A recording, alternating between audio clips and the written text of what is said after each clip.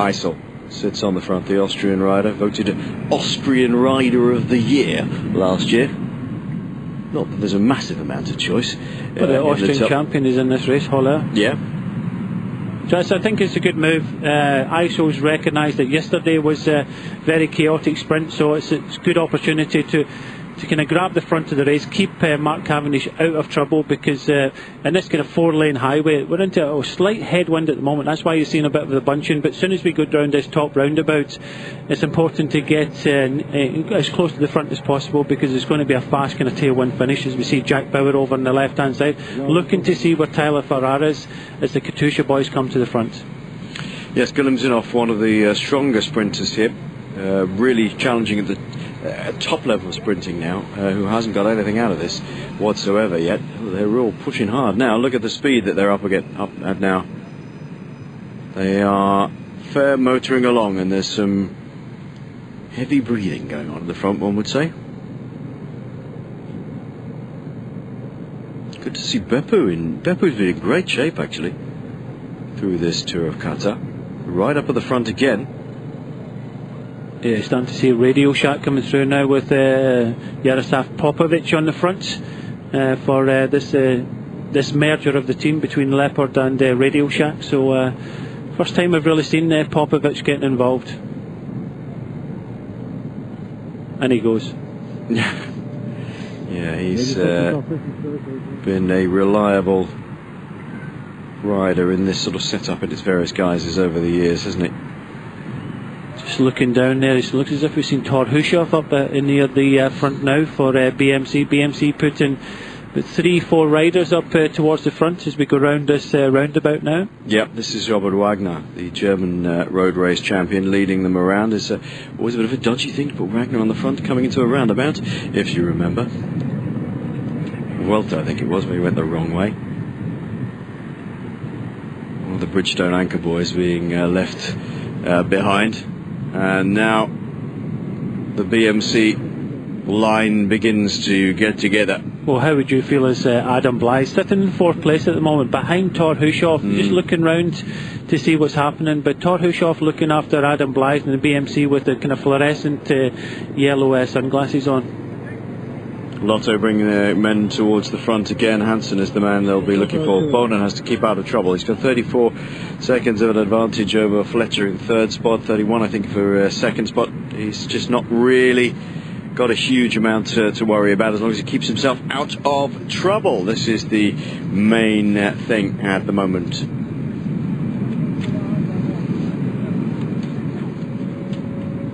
Back on the front again goes Dominic Rollin. Pulls off. Very, very strong, the French Canadian. It's not super scrappy at the moment, but it is quick.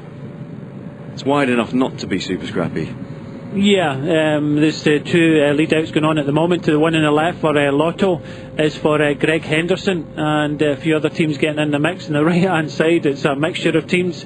Predominantly, I think the fluorescent jerseys of Farnese Vini. So, and then we're trying to get another one coming through the middle, but they all come back together, and the lead out on the left hand side wins, with Rabobank now in at the front. But just look behind in the fluorescent yellow, there's the 4th rider, he's just shouting at the moment. 4th rider is Gardini, trying to give handling, which is very, very dangerous at the moment. Don't take your hands off the bars, but Gardini is on the left hand side, the 4th rider of this Farnese Vini team. Just getting pushed out into the wind now, so wrong place to be. Yeah. Wrong place to be. Bang goes Paolo De Negri. That's enough now. Well, it's Graham Brown at the front, and he's looking after Mark Renshaw. He's sitting in about 5th place at the moment, just in the orange jersey.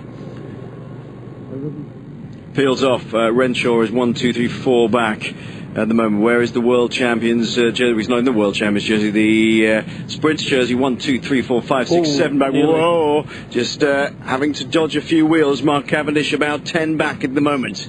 As you can see, he's in the silver jersey, but look for essentially a white jersey, black shorts, moving up now, black helmet through the middle.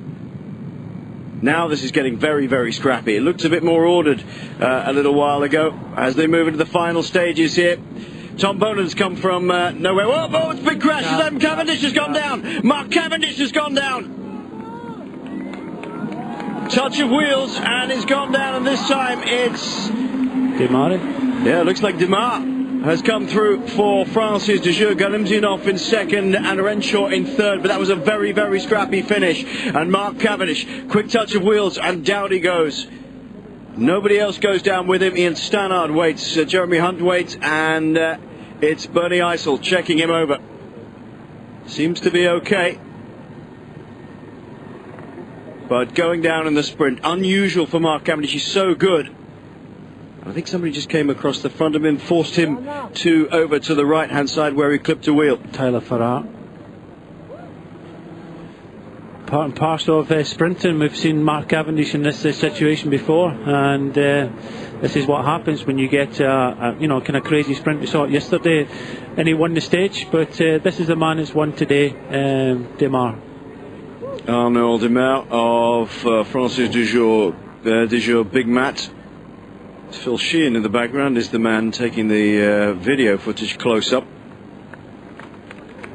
I think he's probably working for sponsors IG Markets. And Cavendish. Put your helmet on. Helmet. Well, it's the last stage, so he's not. I think he's just going to try and get there if he can.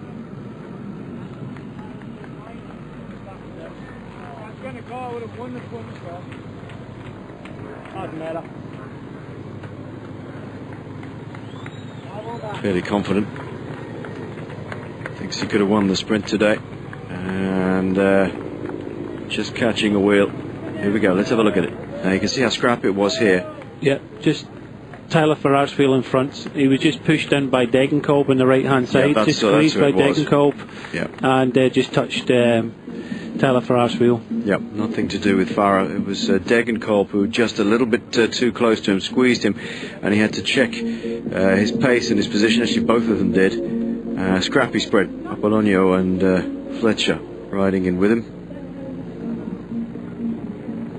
And he seems to be up and all okay. He'll be a little bit sore, but could have been a lot worse, Brian, than that. I've seen it worse.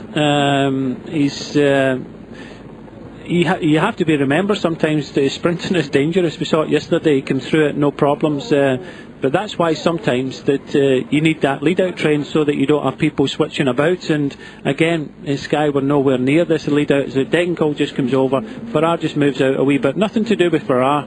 And down he goes, just a touch of wheel. So and just look at everybody else behind him, just switching rounds. And you know, when these guys are going 35, 40 mile an hour and no one else comes down, it just goes to show you how professional these guys are. And Galimzinov taking second, Mark Renshaw in third with I think it's Degenkolb, and they're in fourth place. Good positioning by Demare. Managed to get his way through. He's at the front and avoiding everything, and everything else a little checked. Renshaw third, Roger Kluger it was. Oh. Yeah, well there you go. Kluger, a very experienced rider. Christoph, the Norwegian.